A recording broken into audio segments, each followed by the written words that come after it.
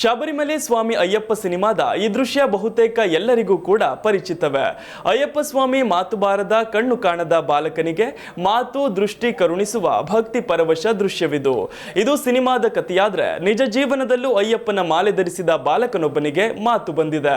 17 ವರ್ಷ ಒಂದು ಮಾತನ್ನೂ ಕೂಡ ಆಡದ ಮೂಕ ಬಾಲಕನಿಗೆ ಅಯ್ಯಪ್ಪ ಸ್ವಾಮಿ ಮಾಲೆ ಹಾಕಿ ಶಬರಿಮಲೆಗೆ ಹೋಗಿ ಬಂದ ಮೇಲೆ ವಿಸ್ಮಯವೆಂಬಂತೆ ಮಾತು ಬಂದಿದೆ. ಮಂಗಳೂರಿನ ಪುತ್ತೂರು ನಿವಾಸಿ ಪ್ರಸನ್ನ ಅಯ್ಯಪ್ಪನ ಕೃಪೆಗೆ ಪಾತ್ರನಾದ ಬಾಲಕ. ಇಷ್ಟು ದಿನ ಒಂದು ಮಾತನ್ನು ಆಡಲು ಬಾರದವ ಈಗ ಮಾತು ಶುರು ಮಾಡಿದ್ದಾನೆ. ಒಂದು ಶಬ್ದವನ್ನು ಉಚ್ಚರಿಸಲು ಬಾರದ ಎಲ್ಲವನ್ನೂ ಕೂಡ ಸನ್ನೆ ಮೂಲಕವೇ ಹೇಳುತ್ತಿದ್ದ ಪ್ರಸನ್ನ ಕಳೆದ ವರ್ಷ ಅಯ್ಯಪ್ಪ ಮಾಲೆ ಹಾಕಿ 48 ದಿನಗಳ ಕಾಲ ಕಠಿಣ ವ್ರತಾಚರಣೆ ನಡೆಸಿ ಸುಮಾರು 48 ಮೈಲು ದೂರದ ದುರ್ಗಮ ಹಾದಿಯಲ್ಲಿ ಸಾಗಿ ಶಬರಿಮಲೆ ಅಯ್ಯಪ್ಪ ಸ್ವಾಮಿ ದರ್ಶನ ಪಡೆದಿದ್ದರು.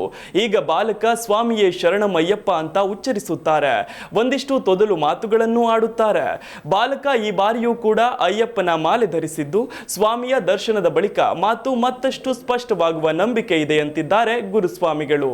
ಒಟ್ನಲ್ಲಿ ಅಯ್ಯಪ್ಪನ ದಯೆಗೆ ಬಾಲಕ ಮಾತು ಶುರು ಮಾಡಿರೋದು ಪವಾಡವೇ ಸರಿ.